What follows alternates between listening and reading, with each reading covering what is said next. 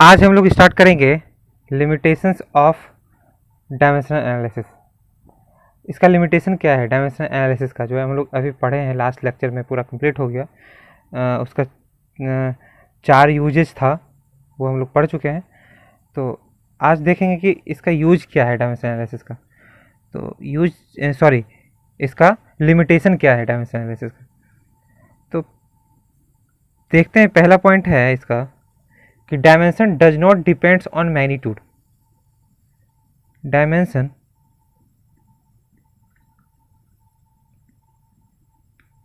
does not depends on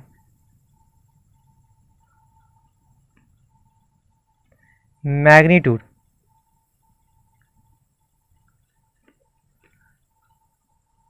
So by dimensionally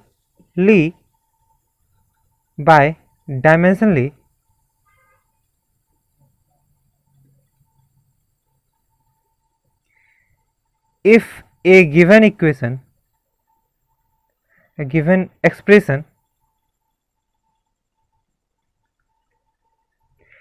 is correct, then it does not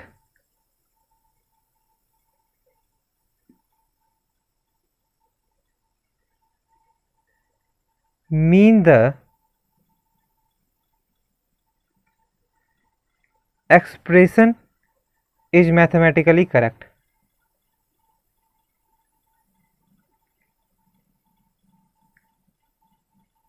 Mathematically correct.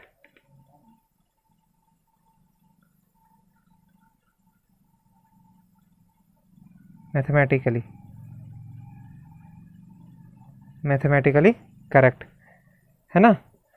तो क्या है इसका मतलब, कह रहा है कि dimensions does not depends on magnitude, ये मैग्नीट्यूड पे डिपेंड नहीं करता है। By dimensionally if a given expression is correct, अगर डायमेंशनली एक गिवन इक्वेशन डायमेंशनली करेक्ट है तो it does not mean that the expression is mathematically correct. इसका मतलब ये नहीं है कि वो मैथमेटिकली भी करेक्ट होगा। जैसे एग्जांपल देखते हैं, जैसे s equal to u t plus half a t square ले लो, और s is equal to u t plus 1/3 a t square ले लो। ठीक है, दो एक्सप्रेशन हो गया यहाँ पे। तो चेक करेंगे अगर कि दोनों डायमेंशनली करेक्ट है या नहीं, तो देखो राइट साइड जो डायमेंशन होगा वही लेफ्ट साइड डायमेंशन होगा, और ऐड उसी को करेंगे जिसका डायमेंशन बराबर हो। तो सबका डायमेंशन यहाँ पे इक्वेट कर दिया। तो ठीक इसमें भी वही होगा, यूटी का dimension equal to 1/3 a t square का डायमेंशन। तो यहाँ से एस का डायमेंशन होता है एल लेंथ, यू हो गया L T to the power -1, और टी का फिर टी।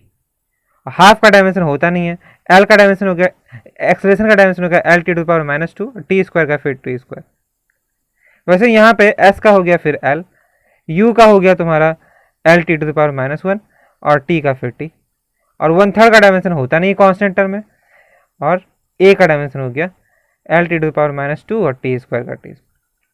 तो देखो एल यहाँ पे भी डायमेंशन इसका एल हो गया, ये भी टी टी कैंसिल होगा तो एल ही हो जाएगा, फिर एल टी स्क्वायर कैंसिल होगा तो एल ही हो जाएगा, यहाँ पे भी एल, ये भी एल ही हो जाएगा, और ये भी एल हो जाएगा। तो डायमेंशनली क्या है, both the equations are dimensionally correct.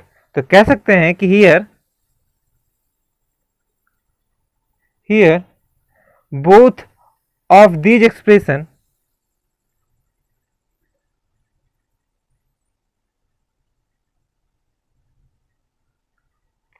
are dimensionally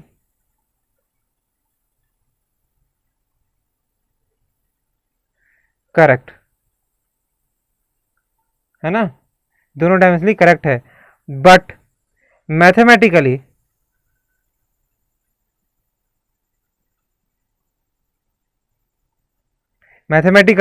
और एक्सपेरिमेंटली भी कह सकते हैं, experimentally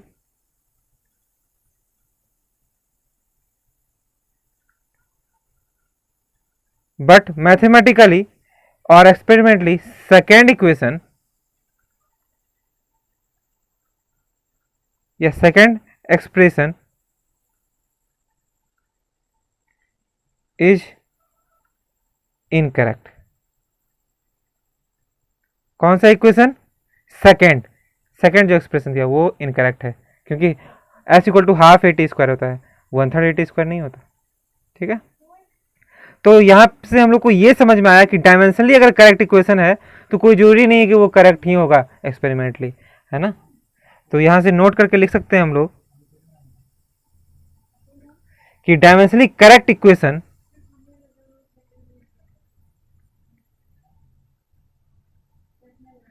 correct equation either correct और इनकरेक्ट।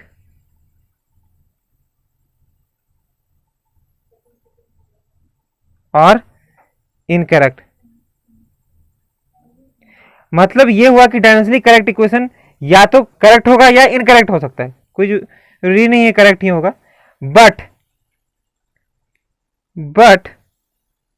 एक बात और है यहां पे कि but dimensionally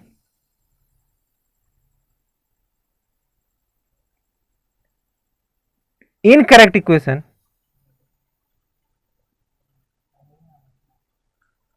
incorrect equation never be correct या always incorrect, never be correct. ठीक है, कह रहा है इसका मतलब ये हुआ कि डायमेंशनली करेक्ट इक्वेशन आइदर भी करेक्ट और इनकरेक्ट हो भी सकता है, सही हो नहीं भी हो, पर जो डायमेंशनली इनकरेक्ट है वो must be incorrect.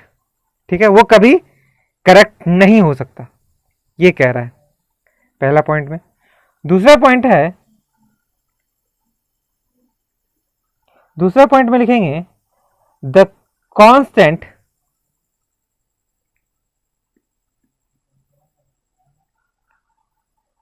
which have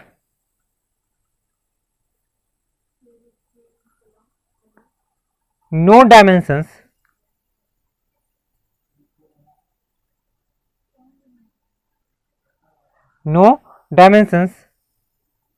cannot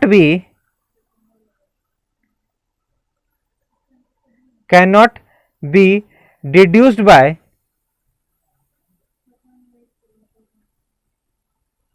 dimensional analysis।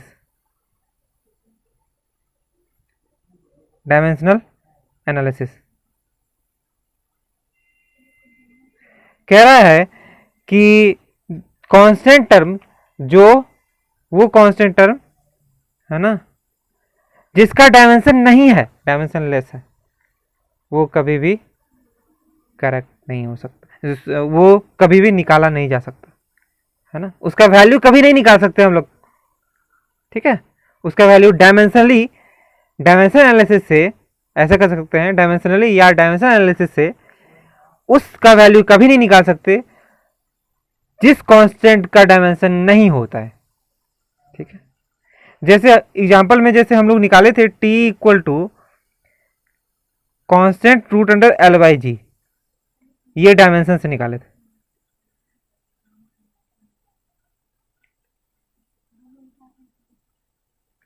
But k का वैल्यू क्या होगा? But experimentally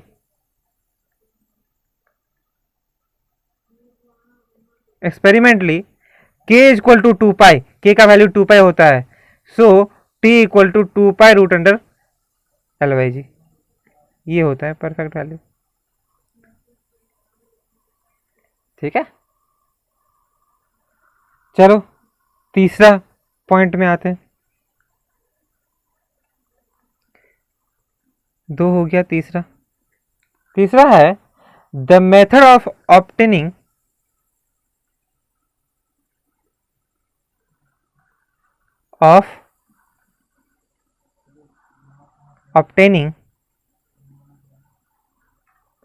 relation in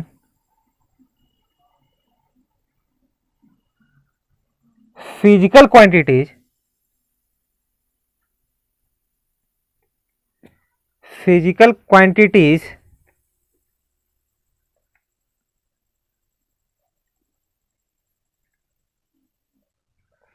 work only when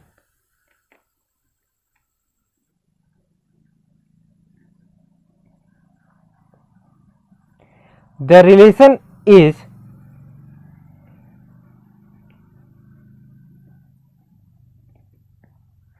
the relation is product type. Product type का रिलेशन होगा तभी हम लोग ऑब्टेन कर सकते हैं relation. It does not cover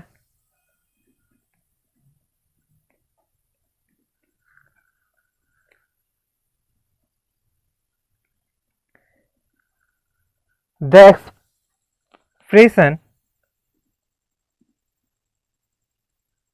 the expressions containing addition, subtraction,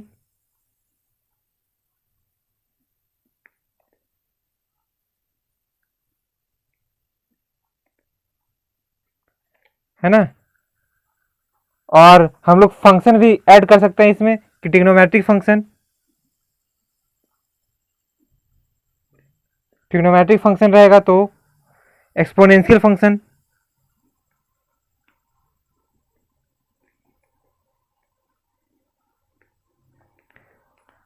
ठीक है, लॉगरिथमिक फंक्शन,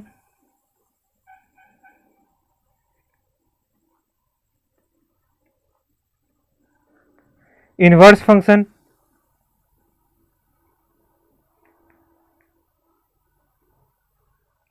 इस तरह के रहेंगे तो हम लोग उसका नहीं निकाल सकते हैं, हम लोग ऑब्टेन नहीं कर सकते रिलेशन, सिर्फ प्रोडक्ट टाइप को ही ऑब्टेन कर सकते हैं. ठीक है, तो यही कह रहा है यहाँ पे कि अगर प्रोडक्ट टाइप है या डिवीजन है तो हम लोग निकाल सकते हैं, नहीं तो फिर एडिशन, सब्सट्रैक्शन या कोई भी फंक्शन होगा उस तरह का तो हम लोग नहीं निकाल सकते हैं, उसके बीच ऑब्टेन नहीं कर सकते रिलेशन. ठीक है, चलो चौथा है, चौथा यूज अगर देखेंगे तो चौथा यहाँ पे, तो चौथा है कि अगर कोई फिजिकल क्वांटिटी डिपेंड करता है जितने उसके पास डायमेंशन नोटेशन है उससे अगर ज़्यादा क्वांटिटी पे वो डिपेंड करता है तो उस तरह के क्वांटिटी को हम लोग डिराइव नहीं कर सकते. जैसे मान लेते हैं कि if any physical quantity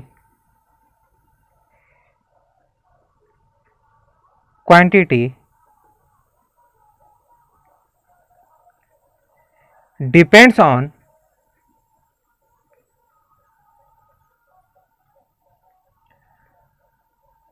more than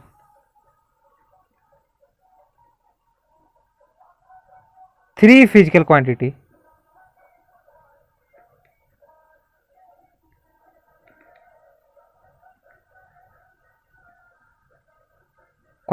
अगर कोई भी फिजिकल क्वांटिटी जो है, क्वांटिटी कोई फिजिकल क्वांटिटी है वो डिपेंड करता है more than three physical quantity and its मतलब इसका फिजिकल क्वांटिटी का its dimensional notation, its dimensional notation is 3 से ज़्यादा नहीं है, then we can not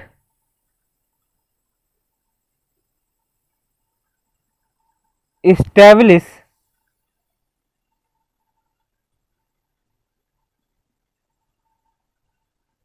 the relation among them.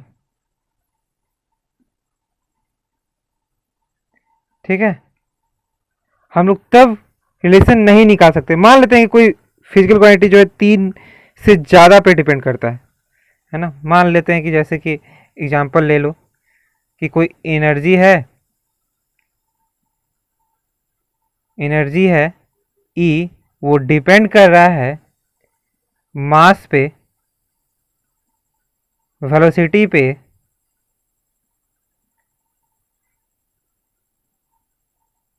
Density पे और टाइम पे. ठीक है, ऐसा है। यही कह रहा है कि 3 से ज़्यादा पे डिपेंड करता है, और इसका डायमेंशन नोटेशन 3 ही होना चाहिए। जिसका भी डायमेंशन नोटेशन है 3 से ज़्यादा नहीं है। किसी का मास है मीटर, लेंथ है और टाइम है, बस इससे ज़्यादा नहीं है, तो 3 ही है। तो यहाँ पर जो वेरिएबल जो है जिस पर जो डिपेंड कर रहा है तो 4 हो गया, और डायमेंशन नोटेशन 3 ही यूज हो रहा है। देखो जैसे E इक्वल टू हो जाएगा के, एम पे पावर ए, वी पे पावर वी, रो पे पावर डी, सी और टी पे पावर डी। तो dimension by principle of homogeneity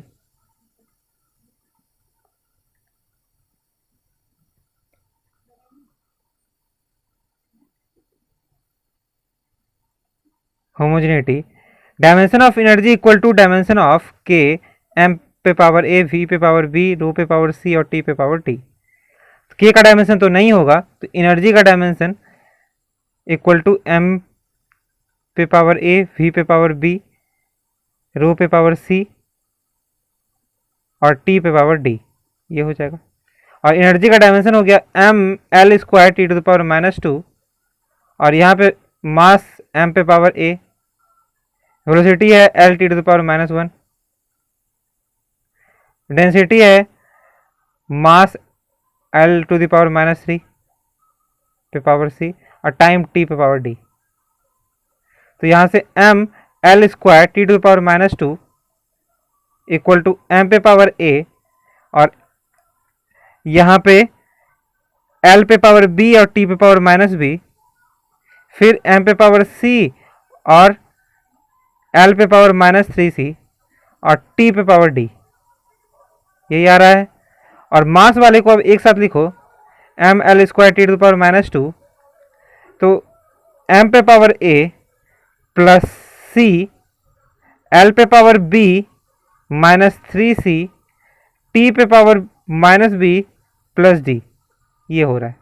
तो देखो यहाँ से अब इक्वेट करेंगे दोनों का पावर, तो a plus c equal to 1 mass का power, minus b -3c equal to 2, और -b plus d equal to -2। तो यहाँ पे a b c d 4 variable है और 3 ही इक्वेशन आ रहा है। तो we can not find this type of equation.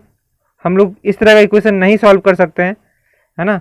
हम लोग उसी तरह का इक्वेशन सॉल्व कर सकते हैं जो 3 वेरिएबल 3 अननोन, इस तरह का होना चाहिए। 3 वेरिएबल 3 अननोन, तो इक्वेशन कम है, वेरिएबल ज़्यादा है। तो here 4 variable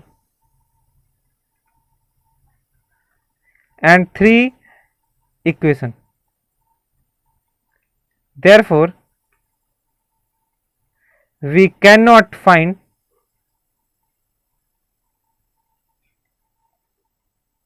the value of A, B, C and D। ठीक है, नहीं निकाल सकते, तो इसलिए कह सकते हैं, इसलिए therefore we cannot establish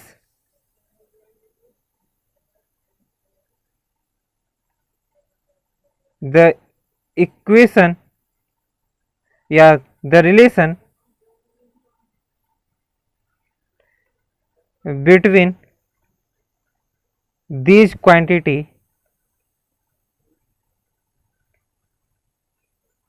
is dimensionally. Dimensionally हम लोग नहीं निकाल सकते, यही है बस, और कुछ नहीं है। तो ये चौथा हो गया तुम्हारा यूज, ठीक है। चलो नेक्स्ट है तुम्हारा एस आई प्रीफिक्स। थोड़ा सा इसको जान लेते हैं क्या होता है एस आई प्रीफिक्स। लास्ट ही है तुम्हारा यूनिट एंड डायमेंशन में, उसके बाद एरर स्टार्ट होगा। तो नेक्स्ट टॉपिक है एस आई प्रीफिक्स। प्रीफिक्सेस कितना है ये देखते हैं, कितना के कुछ पढ़ लेते हैं हम लोग, इसके बारे में जान लेते हैं क्या होता है। देखो, the magnitude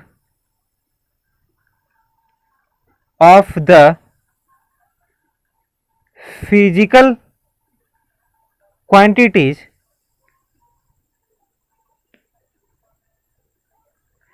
vary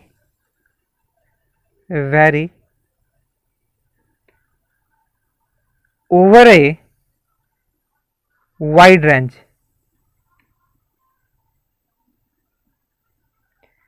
from very low value to very high to very high value.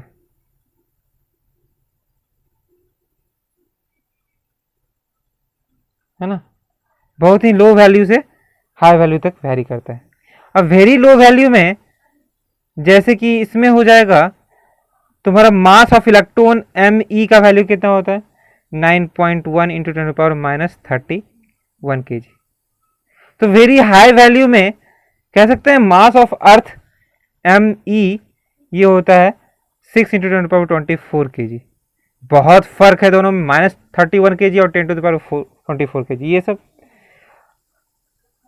और अगर रेडियस या डायमीटर ऑफ एटम कहेंगे तो एंगस्ट्रम में या फर्मी में 1 into 10⁻10 metre.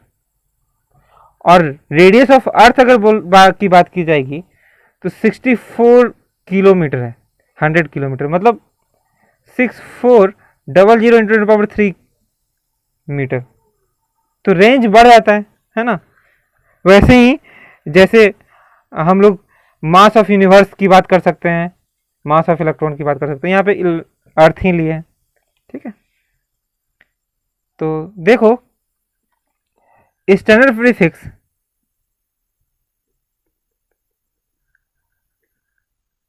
prefixes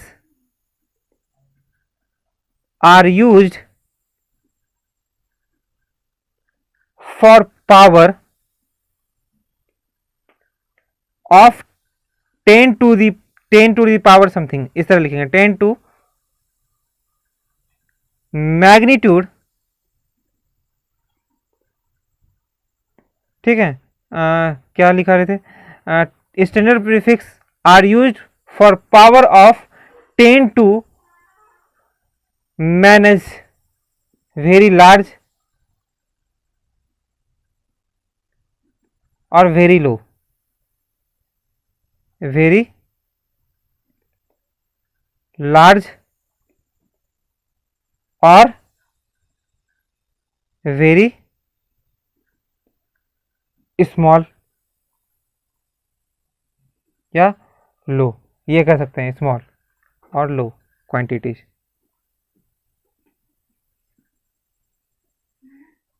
with the specific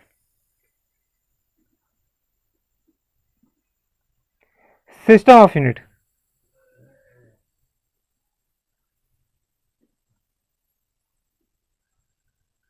यहाँ पे सिस्टम ऑफ यूनिट में ऐसा यूनिट है. तो देखते हैं प्रीफिक्स सिंबल क्या होता है, प्रीफिक्स क्या है, उसका सिंबल क्या है और कितने से मल्टीप्लाई करना पड़ता है. तो प्रीफिक्सेस सिंबल्स और मल्टीप्लायर जो होगा 10 टू द पावर जो होगा.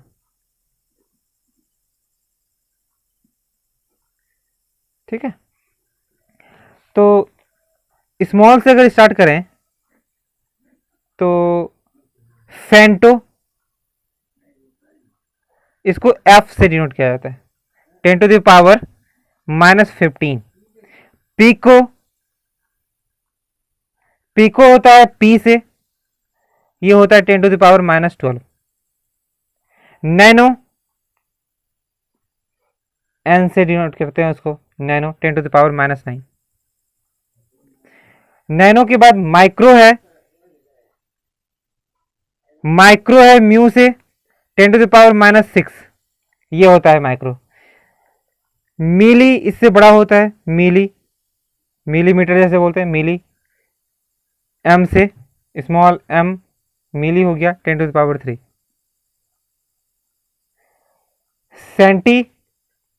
सेंटीमीटर जैसे हो गया, तो सेंटी जो हो जाता है सीएम से डिनोट किया जाता है उसको, और 10⁻³ सॉरी मिलीमीटर, सेंटीमीटर का 10⁻² हो जाता है। डेसीमीटर, तो डेसी सिर्फ ये प्रीफिक्स हो गया, डी से डिनोट करते हैं 10⁻⁻1। फिर हो जाता है डेका, मीटर बीच में आता है मीटर, तो मीटर से ही सबको तो कंपेयर ही करना है, मीटर प्रीफिक्स में नहीं आता है, तो डेका, डी ए, ये होता है 10⁻1 मतलब 10, है ना। हेक्टो, हेक्टो, हेक्टो एच से डिनोट करते हैं, ये 10⁻2 होता है। फिर आता है किलो, किलोमीटर, के एम लिखते हैं किलोमीटर, सेंटीमीटर को सिर्फ सी लिखेंगे, सी एम को सेंटीमीटर हो जाता है, सिर्फ सी हो गया सेंटी, और सेंटीमीटर सी एम, ठीक है। तो किलो 10⁻3 ये हो गया किलो। मेगा कैपिटल एम से, जैसे किलो को के कैपिटल के, मेगा 10⁻6 कैपिटल एम से डिनोट करते हैं। उसके बाद है जीगा, है ना, जीगा हो गया, जी, जीगा बाइट भी होता है, जैसे बाइट चलता है ना, kilo byte, जीगा bite, mega bite, Mbps जैसे दे रहा है कितना मेगाबाइट पर सेकंड, ये भी एक तरह से समझ सकते हैं हम उस तरह से भी, 10⁻9। और एक होता है लास्ट हो गया तुम्हारा टेरा, सबसे बड़ा यहाँ पे, और भी तो जितना प्रीफिक्स है सब लगभग सब लिख दिया, स्टैंडर्ड 10⁻12 होता है। ठीक है, आज के लिए इतना ही रहने देते हैं।